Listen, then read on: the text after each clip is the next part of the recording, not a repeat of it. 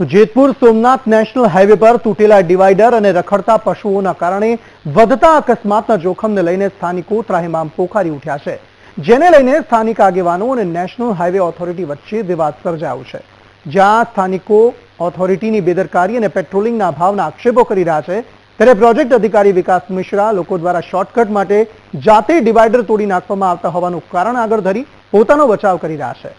હવે ઓથોરિટી દ્વારા તૂટેલા ડિવાઈડર પર બેરિકેડિંગ કરવાની તેમજ નગરપાલિકાના સહયોગથી રખડતા પશુઓ સમસ્યાનો પણ ઉકેલ લાવવા માટેની ખાતરી આપવામાં આવી છે।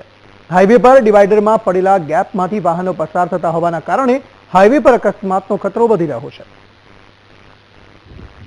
ત્યારે જે ડિવાઈડર તોડવાના હિસાબે જે અકસ્માતો થાય છે અને એ આજકાલની વાત નથી, ઘણા સમયથી આવા બનાવો બનતા રહે છે। તો હાઈવે ઓથોરિટીને જે પેટ્રોલિંગમાં નીકળતા હોય તો ત્યારે એમના ધ્યાનમાં આવવું જોઈએ અને આજે કંઈ ફરિયાદો થાય છે એ વાહનવાળા ઉપર થાય છે। હકીકતમાં આ હાઈવે ઓથોરિટીની જવાબદારીમાં આવે છે। જ્યાં જ્યાં ડિવાઈડરો તોડેલા છે એ બધાને તાત્કાલિક અસરથી બંધ કરવા જોઈએ। હું આ નેશનલ હાઈવે ઉપર નીકળ્યો હતો, પણ મેં જોયું અહીંયા તો નેશનલ હાઈવે ઉપર ગેપ છે જે જવાનો હોય, એના હિસાબે બધા પબ્લિક અહીંથી ગાડી લઈને નીકળતા હોય એટલે અકસ્માત થવાની ભય લાગે છે।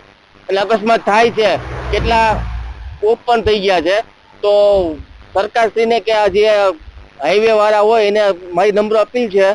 डिवाइडर एक्चुअली हम लोगों ने नहीं तोड़ा हुआ, गांव वालों ने या उनके आने जाने के लिए किसी ने तोड़ रखा है और उसको हम लोग रेगुलर बेसिस पे उसको बंद भी करते रहते हैं और कोई मिलता भी है उसको बताते भी है मत तोड़ो करके। उसके बाद भी कभी लोग बिना बताए तो उसको ठीक करके आर पार होने लगते हैं, लेकिन ये हम लोग हमेशा से कहीं पे भी रहता है तो उसको हम लोग क्लोज करते हैं इमीडिएट और वो कंटिन्यू प्रोसेस हमारा चलता है।